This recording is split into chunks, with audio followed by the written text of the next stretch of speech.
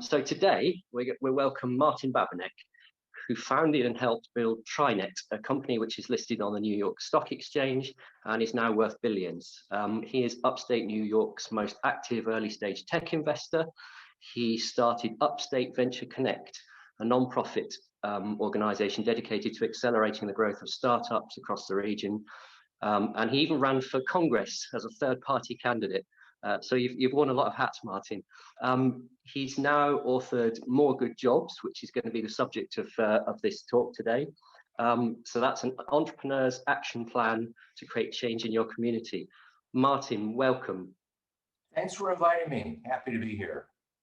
Great. So today we hope to cover a little bit about what got you started as an entrepreneur, maybe a few markers along the journey for growing an idea into a large publicly traded company. Also, crucially, what prompted you to leave Silicon Valley and return to your upstate New York hometown and help startups there? We're also hoping to explore some of the parallels between your journey with startups and also our situation in Leicester. So I think that will be very interesting. For the benefit of our audience, we do hope to do a bit of Q&A at the end if time permits. So if you want to pop your questions into the chat, Sam will be curating those towards the end if we have time. So you're definitely welcome to leave questions. If I could ask all of you to mute your mics and video for now, that would be appreciated. So Martin, you have quite an unusual background as an entrepreneur in that your roots were actually in traditional human resources. How did that experience lead to starting TriNet, and what were your goals at the time? Let me say that my journey began in the HR field right out of college. So I was an HR major in college, and my first job, in fact, the only organization I worked for before starting TriNet, was with Navy Exchanges, which is a division within the United States Department of the Navy. And it runs the retail stores, or PXs, for the military families, the active duty military, in Navy bases all around the world. And with Navy Exchanges, I worked in the East Coast, West Coast, then off to Japan, then Southern Italy. By the way, you won't find two more opposite places in the world than Japan and Southern Italy. You know, fabulous experience. And my last assignment with Navy Exchanges was in the San Francisco Bay Area. And, you know, after working for the government for about 10 years then, when I landed in the San Francisco Bay Area, and I was, as much as it was a fantastic experience, to all those points along the way, I really wanted to get out of working for the government and really start a corporate role. But nobody would hire me. I was in one of those situations where this bias still exists today in the US, and I suspect other places, where if you work for the government for too long, then the corporate world thinks you're good for government use only. So, you know, I couldn't get a job. It was at least not a job that made sense for the rich background that I had. And that led me to look at entrepreneurial opportunities. And within those days, we're talking late 80s, the people that were starting companies in HR were consultants, and I didn't know much about business models, but somehow figured out that working on the billable hour was not really the way that I wanted to go in building a small business. Was kind of my goal. So you were effectively a startup entrepreneur, but perhaps you didn't realize it at the time. Yeah, that it kind of is true, especially when, as we talk about in the book, in a startup compared to a small business. If we want to think about that distinction for just a minute, the small business, as when I began, I thought that's what I was building. I just wanted to leave the government and have my own company, and I was going to be selling these HR services to small businesses in my community there in the Bay Area called San Leandro, and that seemed like a logical thing to do. I understood HR. I was going to go ahead and start this business and provide these HR services to the small businesses. But the model that we chose to build this around is a type of business that is not understood, especially in the UK today. You would not even recognize the notion of what today we call a professional employer organization. This is what the business TriNet is in. And in that business, what was revolutionary then and today is much more accepted. But we actually aggregate lots of small businesses into one group. And then by having all the employees of these various small businesses in one group, we're then able to use the buying power of a larger group to do things like buy benefits, handle a lot of the complexities in making payments, and not only taxes, but workers' compensation, various things that are in the US. It's a much more difficult path to be an employer in the US than, let's say, the UK and many other countries. And so, yes, we were basically starting a company based on an innovation that was not yet embraced in the marketplace. People did not understand what that was about. So you're quite ahead of the you were quite ahead of the curve, really, following that model. It'd be interesting to hear how do you sort of peek around the corner? How does that impact your decision making when you're in that situation? Well, let's say I spend a lot of time and have one of my hobbies is to be thinking about what are the macroeconomic trends and what could I be doing to apply my energy towards things that are going in a certain direction, and can I skate out ahead of the puck? So the conviction, the long-term trend is a really key piece of how I look at things. And that was certainly the case even when I started the company, because I believe there'll be this shift from large company employment in larger companies to smaller businesses. And I could look and see the evolution that was happening even then in the late 80s that would show that we could do certain things with technology and with software that was available then in a very different architecture than we're used to today. And be able to take advantage of it. The complexity of the political environment is such that every year the government keeps passing more laws, making it harder and harder to be an employer. So these are all trends. And so even though I began that business thinking that, all right, I will provide these services as a small business to the local small businesses there in my area of San Leandro, California, it was only after being in business about 18 months and really going out of business because we were not successful. We couldn't find the right path to build up enough scale to bring the value we wanted. So it's a chicken and egg scenario. You have an economies of scale kind of business, and yet when you open the doors, you have no scale.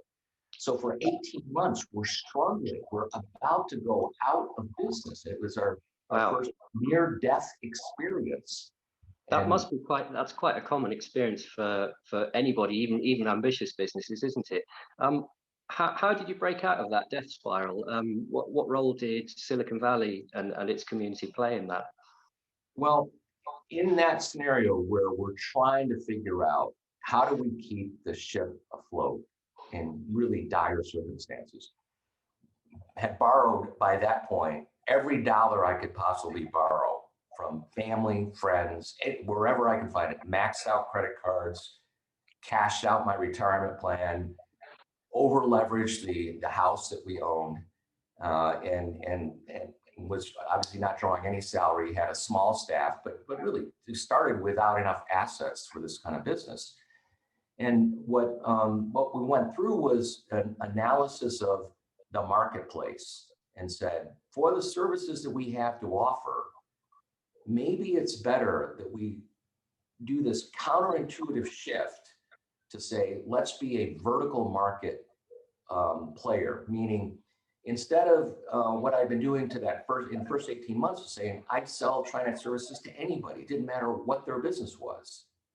Because when you're trying to build a business based on economies of scale, the idea was, I'll sell it to anybody. I can't afford to turn away a single customer. But that wasn't working. So by shifting the thought to, let me go vertical, which today is a much more understood approach, that you start your business with a focused vertical market and you choose a vertical market that your business can have the greatest value proposition for. So I did an analysis of the marketplace, and based on that analysis and based on the value proposition, selected the vertical market of emerging growth technology companies as the focus for how we were going to build TriNet. Right. And that was a life-changing decision, because among other things, it brought me into the world of Silicon Valley, even though I was on the peripheral of Silicon Valley geographically. But I had no contacts with anyone in that world of technology at that point. But once I made the decision that based on the business we were in, this is the vertical market that made sense, it brought me into that world. And then that created this opportunity for me to leverage essentially the forces of an entrepreneur supporting community. Because even back then, we're talking 1990s now, early 90s, I would go to meetings, and in the prior 18 months when I went to Chamber of Commerce meetings for general small businesses, I had a hard time getting attention of anyone. Right. I would go to now in the equivalent of meetings where there were startup entrepreneurs and other entrepreneurs and that were emerging tech, completely different environment. So here I am offering up a service that people never heard of before because we were effectively a startup. And there was an openness to new ideas. And there was not only that, a willingness for people to talk to me and actually offer me the opportunity to introduce me to someone else. And they had just met me, all right? So this was really a different ballgame than the traditional small business community. Would you say that's effectively the sort of secret sauce about Silicon Valley? There's a lot of mystique about it, but what really makes it tick is people are just very helpful to each other there. There is no question that the juice that makes Silicon Valley work is the willingness of people to pay it forward, especially entrepreneurs. So here I was, a rookie entrepreneur, trying to get this new idea out in the marketplace. And I had entrepreneurs that I would run into that would introduce me to their friends, and including people that they'd say, I don't need your services, but let me introduce you to Bob over here. And they walk over and introduce me to Bob, and we get something going, all right? And these experienced entrepreneurs, even though they didn't fully understand my business, they were open and willing to help before trust was earned. So this is what we call pay it forward, or in the book, we talk about give first. That is what makes Silicon Valley work. And it's a culture that now has spread to other communities, and something we talk about at great length in the book. And it's through that crowd that I also learned about the whole thing of raising money. So we raised a round of financing, our first round, and it was a grand total of $50,000 US, which doesn't sound like a lot of money, but in that round, the risk for the investors was really high, because here we were in business 18 months with no evidence of success.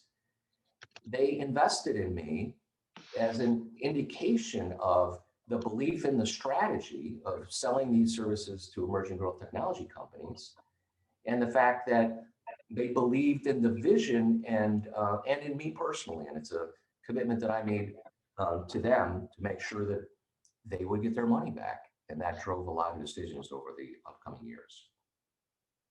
So so it sounds like TriNet was doing quite well, but you hit the dot-com wave of the mid-90s. How did that go?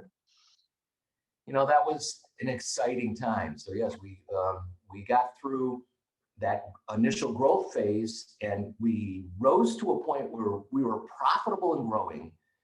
Could not, even though we had tremendous success in selling services to emerging growth technology companies backed by VCs, and had a lot of relationships with the venture community. So we could go down Sand Hill Road, which is ground zero for venture capital in the US, Menlo Park, California. And we could get into the offices of the top tier VCs, and they would say, Martin, we love TriNet. You guys are doing a great job for our portfolio companies, but we can't invest in you because you're a service business, and we only invest in technology companies. By the way, many of those investors do regret having walked away from that, all right, today, all right? But as a result, we ended up doing we went out and did a corporate investment from a company headquartered in the US, a public company, a staffing company. this was an HR business after all. And so we had a relationship with a company then called Select Appointments, later called Vedior, and later on they sold to Ronstadt. The good fortune in that relationship was these were people from the UK that really understood and had the same convictions we did about the long-term path, the importance of sticking to a vertical market. And because they were a public company, they taught us public market discipline, which were important attributes most private companies don't have. And that was also a very important building block in growing the company. So in the dot-com wave, which started, as you know, when Netscape went public in '95, and by then we had already a really strong following, we rode that wave throughout all the '90s. It was hyper growth. It was a great time to work in TriNet if you were in sales. But if you were in any part of the delivery side of the business, it was hell because we were struggling to just fill the demand. It was a tremendous place to be. And if you know your dot-com history, that all crested in the year 2000. We tried to go public. In March of 2000, we filed to go public. It's a long story. I won't bore you with all the details, but we didn't get out on the roadshow, which is the last step in the going public process. We went out on the roadshow in October of 2000. The world was a very different place. The air had come out of the bubble. We did not get the deal done, meaning, we went all the way to pricing day and did not price the deal. We did not go public. So I'm one of the few people you'll ever meet that has been through the entire IPO process twice with the same company, all right? So along the way, by the way, 1999, just before we went public, I moved the family from Silicon Valley. We moved to Little Falls, New York, which is in my background. What you're seeing there is the Mohawk River. And in the distance, you see a little bit of the Erie Canal, which runs in Little Falls parallel to the Mohawk River, all right through upstate New York. And this is my hometown where I grew up. And my wife and I wanted to raise our kids in a small rural community, and also, of course, have the children know their grandparents, as my wife Krista is also from upstate New York. And this was a decision we made, thinking, all right, we're going to take TriNet public. I'll hand the reins over in a year and a half, commute back and forth for a year and a half, because by the way, there are no direct flights from upstate New York to the West Coast. So this was not an easy thing to do. So tell us about the community there. What did the startup community look like back then, and how does it compare with more recent times? Well, again, when I relocated in '99, and then was commuting, I ended up commuting not for a year and a half or 2 years. I ended up commuting for 10 years. 10 years Wow. To the West Coast. No direct flights. All right. And not gone every week, but gone, 12, 14, 16 days a month out on the West Coast for 10 years. And the fact is, over the course of that time, I got thinking a lot about the difference between the Mohawk Valley, which you're seeing in this picture, and the Silicon Valley. And I got thinking about the attributes of upstate New York. And remember, upstate New York, the state of New York is maybe a little smaller than landmass than the country of, let's say England, all right? Well, it's maybe 3/4 the landmass of England, all right? And so it's a large geography, and we have spread out over that geography 7 different metro areas that are maybe the size of Leicester, or in some cases a little bit larger. And the infrastructure was really high, like along the Mohawk River and the Erie Canal. We had industrial plants that were built over all of the 1800s and the 1900s. So we had really strong industrial capacity, which then from the 1950s onward, that industrial capacity all started going downhill. And jobs that were previously high-paying union jobs, for which all this terrific infrastructure was built, great schools and great healthcare arts and recreation. We had all this great infrastructure. Now the jobs started going away, starting in the 1950s, 60s, 70s. And maybe quite similar to our situation, you've got, in your case, New York City just down the road, and like we have London just down the road. And Exactly. when you've got that huge sort of magnet outside of town, it sucks talent and interest away from your smaller, sort of more rural location, correct? Yes. So I'm in this situation where I can look at all these assets, great infrastructure, as I've mentioned. Those industrial companies also had a certain amount of technology and technical resources. Across upstate New York, we have a total of about 112 colleges and universities that collectively enroll 500,000 college students. That's a big number. The largest concentration of STEM programs, science, technology, engineering, mathematics, largest concentration of STEM programs is a region of any place in the United States. Do we do in upstate New York $3 to $4 billion US in research, corporate and academic research? Big number. And because the proximity to New York City, similar to the Midlands proximity to London, all right, we have personal and institutional ties to the capital markets, all right? So many of our best and brightest ended up going down to New York City. We have all these relationships. And so here, I'm going back and forth across the country for 10 years thinking about, we have all the right assets that we should be creating tens of thousands of what I today call innovation economy companies, companies that are startups, companies that are developing something that is not yet embraced by the marketplace. It's an innovation. They're working on an innovation not yet widely embraced in the marketplace. And they're building something that has the potential to be either a national or a global audience that they can serve. So that's the difference between a startup and a small business. Right. So we have all these assets in upstate New York, and yet on the metric of venture capital, because remember, I'm a Silicon Valley guy, I understand how the game works. I got a national company that's got offices in all the places where you can find venture capital dollars. And so I can look at all the places that, not just Silicon Valley, but New York Metro, Boston, Austin, Texas, Boulder, Colorado. I can go on and on. All the places where there are tons of these emerging growth technology companies.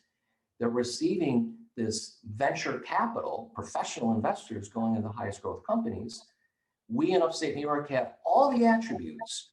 We have the talent. We got the local capital. We got the infrastructure. We got quality of life. We got proximity to New York City. And yet, on the ranking of venture capital in the 18 regions tracked for venture capital in the US, upstate New York, when I began this journey in 2010, upstate New York was ranked dead last, number 18 of the 18 regions, all right? And so for 10 years, I'm thinking, all right, there's something wrong with this picture, all right? Because we should not be dead last in where venture capital is being invested in the US, given all those attributes. So yeah. I'm a guy, as I said, I work on things that I believe there are macroeconomic trends that can be leveraged, and I work on things that can take a long time to bring to fruition. And this is what set the stage then for me to pursue this ambition of, well, how can you take a region that is totally underperforming and is seeing the best and brightest going other places to then turn that around and create not just a single community to start with more emerging growth technology, but multiple communities. So you obviously you had that epiphany. You realized that kind of ecosystem is what you wanted to create, and obviously to attract the investors to make it happen. What were your early steps to begin with? How did you start growing that kind of tribe, as it were? What core principles did you seek to keep everybody sort of centered on community building? The whole trick is in any movement, not just the movement we're talking about here. One person could have an idea, but then that one person needs to start finding some other people that share the idea. Right. And so when we talk about building a tribe, it's how can I find other people that might share in my ambition, and especially those that are willing to go out and share it with others. other leaders, okay? And so keeping the principles of, well, what worked in Silicon Valley? What are the values that people have to want to share in this ambition? They're the core principles of any startup community. And Brad Feld, my friend, Brad Feld, who's many people may recognize the book Startup Communities, or his most recent book called The Startup Community Way, okay? Brad Feld, absolute visionary. And as I talk about in More Good Jobs, I knew Brad when he was living in Cambridge, Massachusetts, before he moved to Boulder. And when he moved to Boulder, Colorado at that point in time in 1995 was nothing special with regards to venture-backed companies. And here, TriNet's business is entirely focused on emerging growth technology companies. We opened a TriNet office in Boulder just because Brad Feld moved there, all right? So I was a believer that I followed him every step of the way. And believe me, Brad does a fantastic job of explaining these principles, which include, if you want to have a successful startup community, first of all, it has to be open to everyone. You don't make it exclusive. You have to be open to everyone. Something that I appreciated when I started trying to build TriNet in Silicon Valley, the fact that I had no relationships, I didn't go to the right schools, I didn't have a technical background, all right? I wasn't from the Bay Area. In fact, San Leandro wasn't considered part of Silicon Valley back then, all right? None of that mattered because Silicon Valley, it's open to everyone. Second, and that includes that openness would include people who aren't entrepreneurs, of course. That's yes, important. The entire stack is exactly. Really important. Yeah. It doesn't matter. It's like what matters is what's your idea and what are you doing about it. And if it's something that's all right, it's different. Well, let's talk about it. And there's an openness to even understanding what those ideas are. The second core principle is that the startup community needs to be led by entrepreneurs. So there's a lot of support that can come from many organizations, including governments and nonprofits and colleges, et cetera. But if you want to have a successful startup community, entrepreneurs have to be engaged because entrepreneurs are going to learn best and really receive the most benefit from other entrepreneurs, and they're the ones that have the most value to give. And they're the ones with skin in the game, right? They're the ones it matters most to. Well, and they're very credible, and they can make the biggest difference. The third attribute is one has to look at building a startup community as a long-term commitment. Because too oftentimes movements that say, well, we're going to move the needle in 2 years, all right? This is not a 2, 3, or 4 year gig. It's a journey. I've been at it 10 years. We haven't got it all figured out. We've made a huge amount of progress in 10 years. We've changed the landscape. But believe me, there's so much work yet to be done. It's a long-term commitment. That can be a problem. There can sometimes be a conflict with the sort of typical funding or political cycles you get in cities, because typically they're sort of 4 or 5 years, whereas we have to think in 10 or 20 years, right? Exactly. And that's why this doesn't fit the political structure. And it doesn't fit for relying on public money to bring about that change for those political reasons. So all the things we've done in Upstate New York, at least for our nonprofit, we've taken no public money and really gone out of our way to really forge relationships, private sector relationships, right, and have things be entrepreneur-led and really concentrate on really getting that long-term commitment. Then the final principle that I'll mention here is the importance of giving first. So as we engage leaders and say, who are the people where we really want to go out of our way to try to become part of our tribe, we look for evidence of people that are out there doing things and giving of themselves without expectation of getting something in return. Right. Meaning, there are a lot of people that do things on a transactional basis, meaning, I'll do this for you, but this is what I want in return.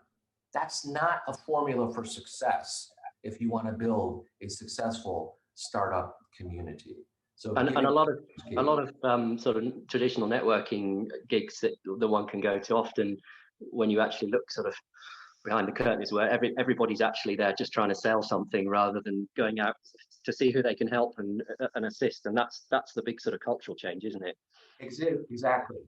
So if like I said, you want to be open to everyone, but if all you have are people selling things, the entrepreneurs who need to help aren't going to show up. Yeah. Because they didn't go there to be sold to. All right. Yeah. They're not going to turn out at events for the purpose of being sold to. This is why the Chamber of Commerce events, which I can't speak for Leicester, but it's not uncommon for Chamber of Commerce events that have this ethos of, well, this is all about selling. All right. It's like, well, no. If you want to build a startup community, you got to be helping. So who are the people that are there? How are they helping beyond selling? All right. Yeah, that's certainly a familiar thing, but I think hopefully we're beginning to change that a little bit in Leicester. But it's like all cultural changes. It takes time, as you said, potentially decades. So those are all great principles. And you mentioned Brad Feld, who inspired me to start running things years ago. But talk us through a bit more about the kind of tactics. What should we actually be doing, and who should be doing it? Well, first step, as I've talked about, is finding some people to join the tribe. And the profile beyond those that I mentioned, obviously entrepreneurs are the ones you want the most of, but there are others that can help in addition to entrepreneurs. And in looking around the community, what we did to get things going was try to identify who are the people actually doing things. Meaning, when I first began, I started just going out to startup community events all over the entire upstate region. So I'd get in my car and I'd spend sometimes, like for me to go from Little Falls to Buffalo is 210 miles, all right? I mean, you're talking a 3-hour drive one way for me to go to a meeting, all right? But yet I would do that. So I would go 3 hours and points in between. And I'd spend a lot of time behind the windshield going to different meetings in these metro areas, 7 metro areas all over upstate New York. And were these were perhaps a mixture of things that were things entrepreneurs are running, but also things at colleges and councils and such like? So I basically went around wherever there were things that were meetings going on for startups. I went and just went to see who was there, all right, and what was the program, and who are the people doing things. And I just tried to be a fly on the wall and just tried to learn and meet people.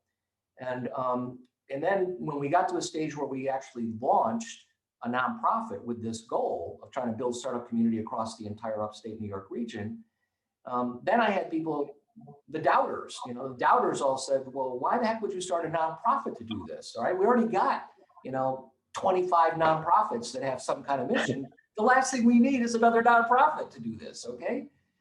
And of course, our vision for what we were trying to do was very different from what other nonprofits were trying to do. Because many of the nonprofits and economic development organizations and even colleges, get on a track where they focus so narrowly on their identified constituency that they do it to the exclusion of the things right around them. So what we'd say an example of a college focuses on their students, their faculty, and their alums. And then the only people they want to talk to are the students, the faculty, and their alums, all right? I think that's it's not necessarily they do that willfully or deliberately. It's the nature of the bubble that such organizations are often in, isn't it? Yeah, and the people who are running the events and building things, thinking that they're getting paid to make sure that they're engaging students, faculty, and alums, right? And so, our mission was, no, you can't be an island focusing only on such a narrow constituency.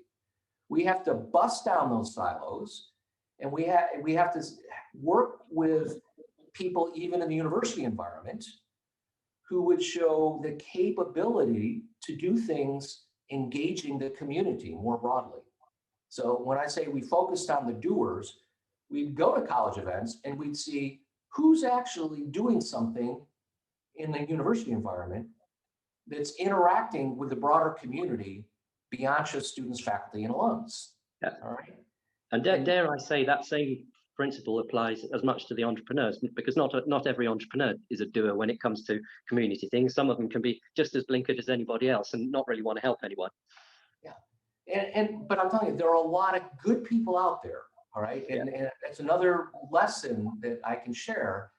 There are good people out there who want to do the right thing. They want to help, and yet they are challenged because they don't know how to plug in and help. And so that's our mission in Upstate Venture Connect. And that's why I wrote the book, More Good Jobs, to help other people who do want to help their community, and they want to see what are the options to help my community, especially when, like Leicester and like other communities in the Midlands, the community leaders see that next generation talent is migrating to London, all right? They're migrating elsewhere. They're leaving the area, and they're the best, most capable next generation talent. Not enough of them are staying, all right? And they see the long-term trend. They want to make a difference. They don't know how. And you talk that's about why this. the work you do in Leicester Startups is so important. Right. You talk about the phrase that I really like that you use in your book is this idea of turning your area from being a talent exporting city to being a magnet city. I thought that was a really good sort of metaphor for understanding what you're up against when it comes to the actual talent in the area. Yes, and in fact, in the book, we actually we did research and looked at the impact of communities that have big university presence and a low retention of those graduates from the universities versus communities that we call magnet cities who attract talent. And then lo and behold, the research we did looked at the downstream economic effects, both in job growth and also wage growth. So those of you that are influenced by looking at objective data, you could maybe find some footing there to further reinforce the notion that when startups get going, and even though they could be small, the data also shows, and this particular research is from the book New Geography of Jobs by Enrico Moretti, that for every one job created in a innovation economy company, remember, innovation economy companies are those that have a innovation that is not yet widely embraced, and they're positioning to sell to a national or global audience. Those companies, for every one job in a company fitting that description, including startups, 5 jobs are created in a local community. So this is why the work of the startup community is so important, because the future, companies, including big companies, all big companies began as a small company. Right. No company is born as a big company, all right? So this is, again, why the companies, the communities that can create a lot of shots on goals, meaning if you can create a community where thousands of startups are being created, out of those thousands of startups, you're going to have some companies that evolve to be big companies. And even for the startups that don't make it, the data also shows that the people who start those companies and then fail go back and do it again, and then again. And sooner or later, they succeed, all right? And they create jobs even in the companies that don't make it, because it's a process. It's what we call that idea of failure not being sort of fatal, as it were. I think that's a really important one, because I think if you're in a traditional business and it fails, it feels like death. Whereas maybe startup people are more kind of inclined to accept that they know that there's a higher chance of failure from the outset, but maybe also know that even if they do fail, they might learn something from it, and it might help the second or third iteration or third thing they try to do. So tell me about investment, because I think that was the real sort of thing that you said, aside from the culture, in Silicon Valley and places that are successful. Being able to raise investment. If you've not got that kind of culture of having established successful entrepreneurs in your city, people who've already been there and done it and got the t-shirt, kind of creates a chicken and egg dilemma, doesn't it? How do you get over that? Well, even though you don't have a lot of entrepreneurs that have scaled a company and then exited and ready to help the next generation, that's what you're working towards. You have, I suspect, in the Midlands, a whole bunch of successful business people. And even though they may not have done it in an innovation economy setting, there are business people that want to help the next generation. These are also people that have financial capacity. And in order for them to put their talents and their wealth to work in helping companies, the path that we advocate for, and we put a lot of energy in this, is to get them pooled together in a fund, meaning like we call it a member managed seed capital fund. And I describe it in the book in chapter 7. I have a whole chapter on raising private capital. And so what we did in Upstate Venture Connect, our nonprofit, was we developed the playbook on how to do that. And then we went one community at a time. So we would go in, we would find a leader who would be ready to lead the charge in creating the seed capital fund. We would help that leader identify who are some people that could be potential angel contributors. And we then help them put together the game plan on how do you keep that to be a viable fund so that it not just makes money for investors, but importantly, that fund becomes a very important meeting place for like-minded people to interact with each other, all right, to have fun in the investing process, and to help the next generation of entrepreneurs. And oftentimes, these are the people that participate in these funds. They don't come into it with a knowledge of technology. They are successful local business leaders who want to help the community, and they're ready to give not just of their money, but of their time. That's right. The really key. It's finding, so like mentoring and such like. Yes, because and these people, sometimes we have to work on them to remind them how much value they can bring. Because sometimes right. We run into people that say, well, I don't understand technology. I couldn't tell you how to do some of these things. I don't even understand social media. And they would say these things, and they underrate how much knowledge and value they can bring from their success in business, including they have a lot of relationships. People that are successful like that, they generally have a really deep network of relationships that can be super helpful to the next generation company that's trying to grow. And the entrepreneurs that are generally younger and don't have a deep network of relationships, they get a lot of value from working with established people. And a seed capital fund is a good way to do that. And that leads eventually to other forms of capital, including Upstate New York now. We've now helped catalyze the creation of Series A venture firms, which is kind of the next stage in the process. Great. So tell me a bit about that sort of tribe building exercise. How do you make a larger tribe? How do you get those people involved? Whether they're highly experienced people from traditional industries or indeed sort of first-time entrepreneurs. How do you do the actual sort of tribe building? What's worked for you there? So they're the leaders, and I'm not the only person now that does this, but when we began, it was just me and my partner, Nasser Ali, who's my CEO of Upstate Venture Connect. He and I together would go out and we interview people, all right? And so we run into a business leader and we spend time talking with them about what do they enjoy doing, and so we have a script, and we talk to them about trying to identify where their passions are, because different people are going to do different things.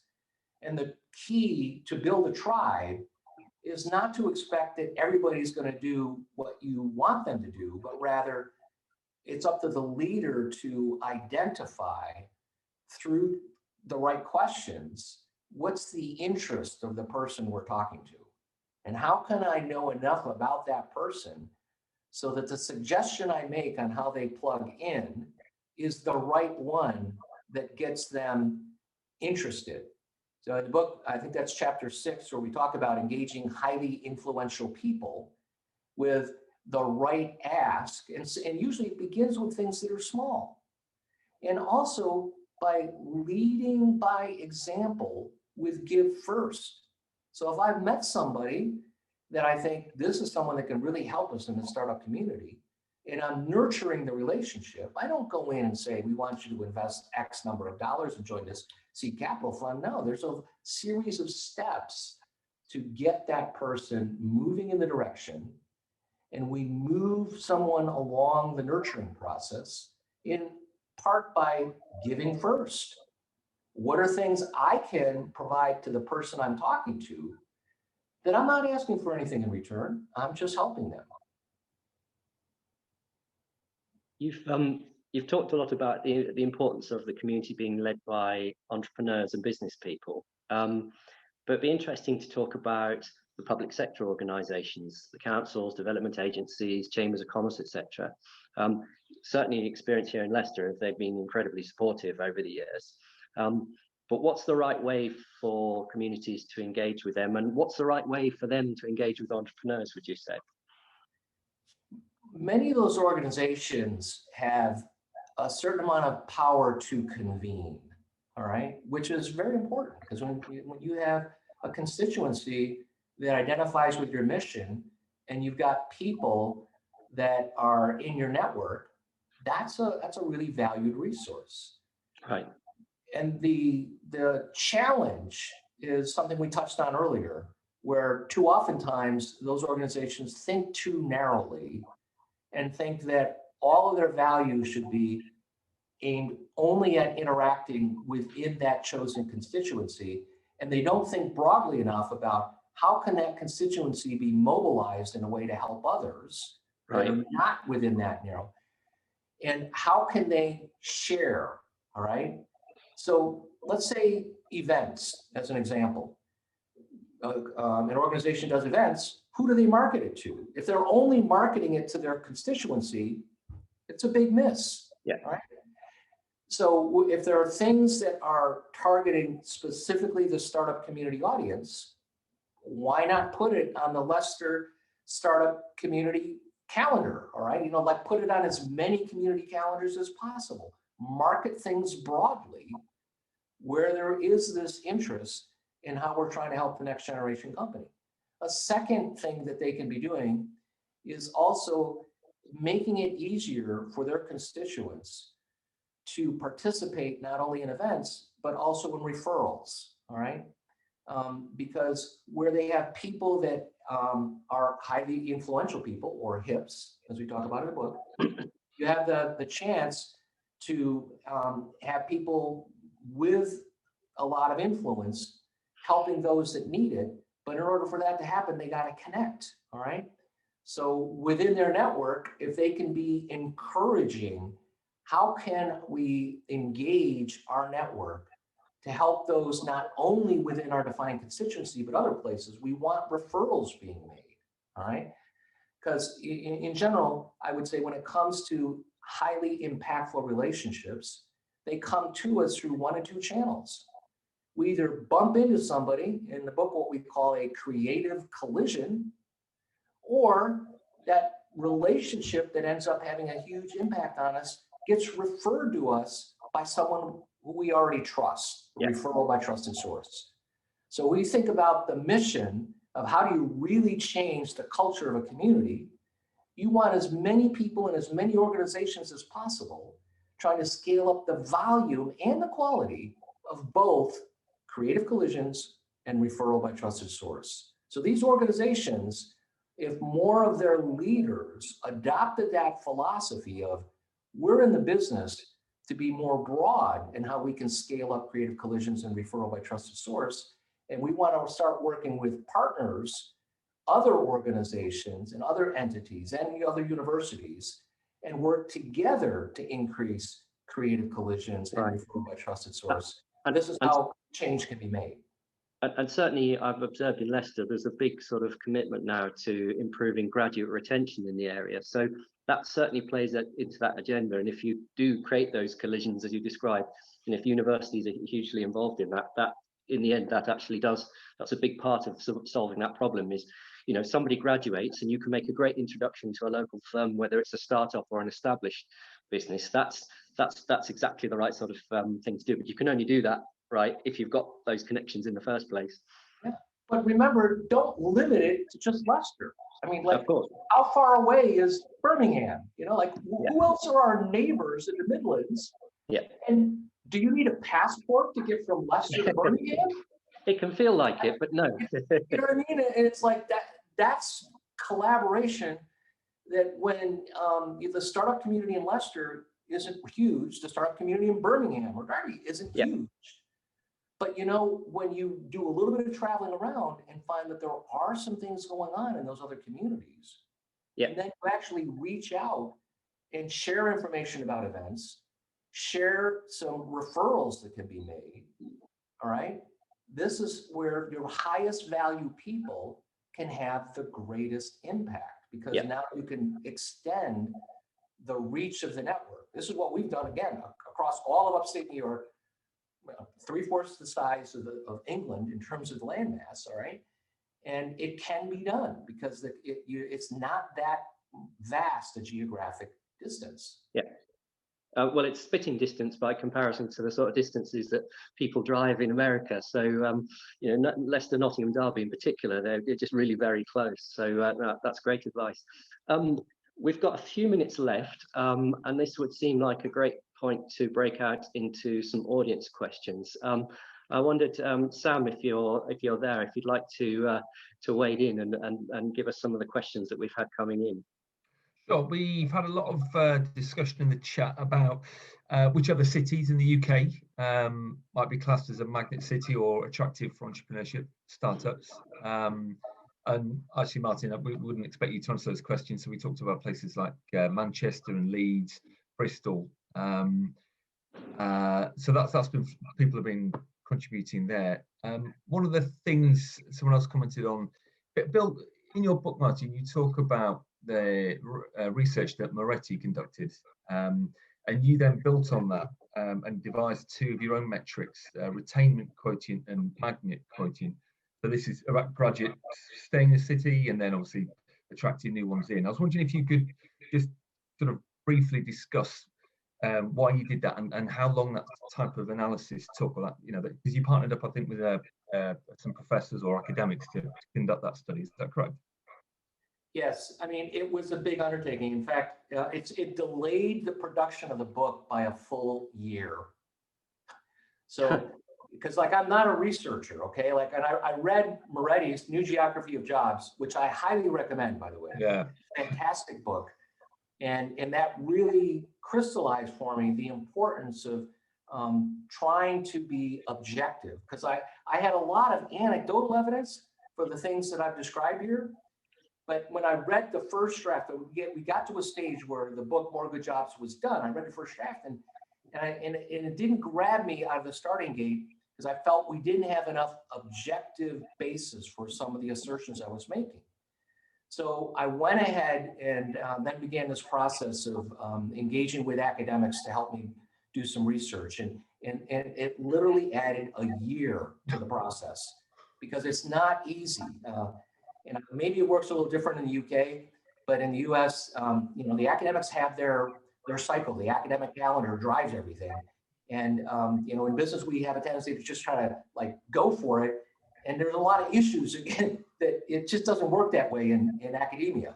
So, yeah, it took a process. But I was really lucky. We got some terrific researchers that were both involved. I actually worked with two different universities in this.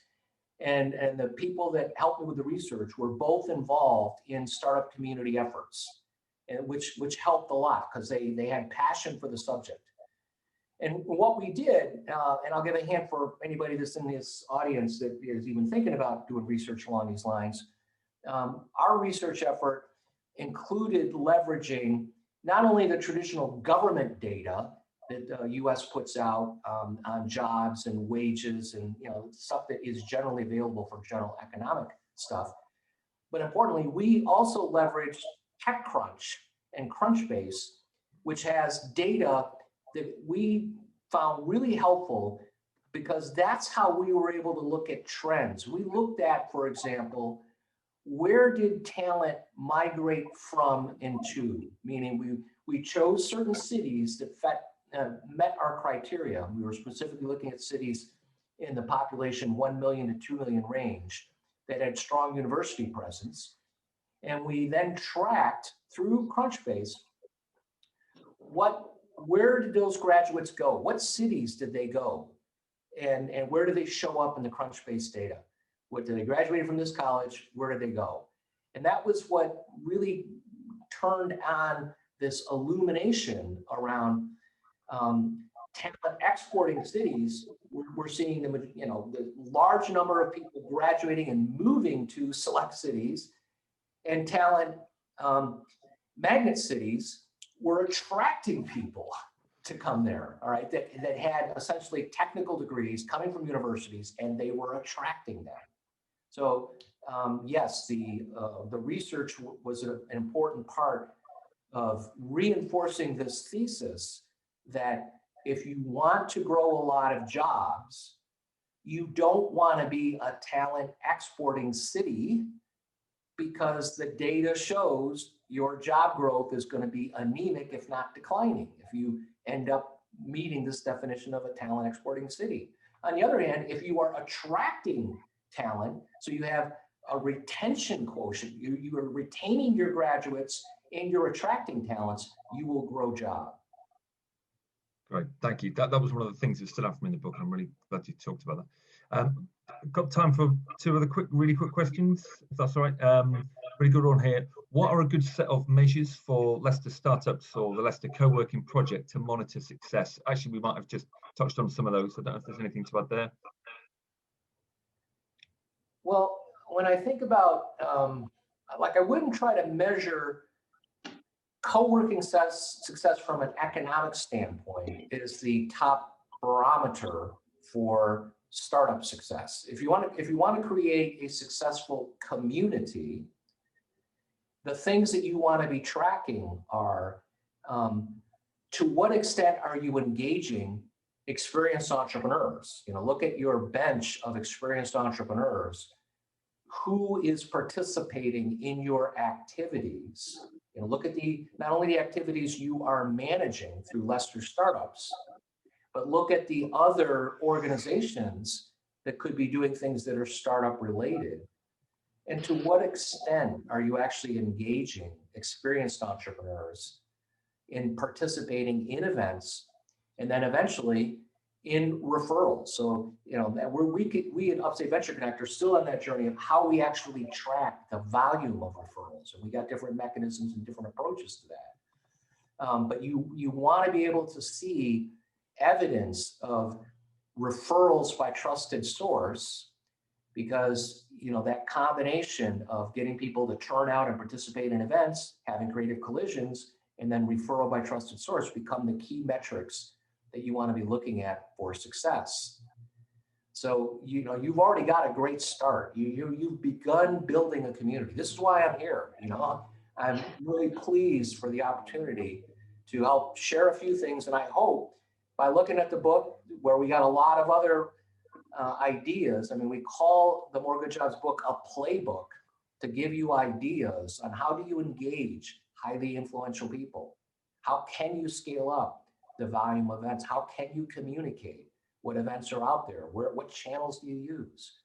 How can you create a curated network of these highly influential people where you define, here's a group we're trying to build, and we're going to provide some value to this group so that they feel there's some exclusivity. They're not being sold to, but their interests and their passions are being channeled in the direction of how can we help not only Leicester, but the Midlands increase the rate of growth of not only startups, but by having a higher volume of startups, we're going to grow more jobs overall in the community, stronger families, stronger communities, in a way that is going to increase your talent retention, which is what your community leaders want to see happen.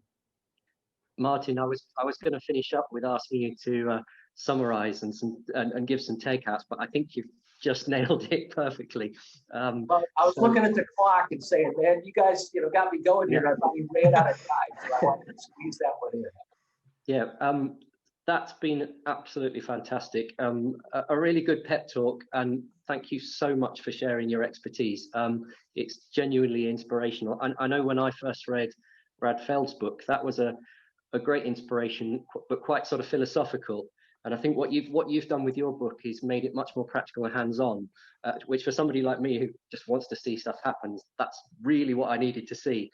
So personally, I genuinely want to thank you for writing that book. And I would recommend it to everybody. So it is called More Good Jobs by Martin Babinec. I don't know if somebody would like to put the link in the chat, that would be brilliant. I can't do that on my device at the moment. But More Good Jobs, I'd say moregoodjobs.org. So right. You can visit that site, you can read the first chapter, and importantly, we're just now starting to crank up the More Good Jobs community. So an offer that I could make to you, you could actually form what we'll call a circle, a Leicester Startup circle, and you could be interacting through our community. We use the Mighty Networks platform.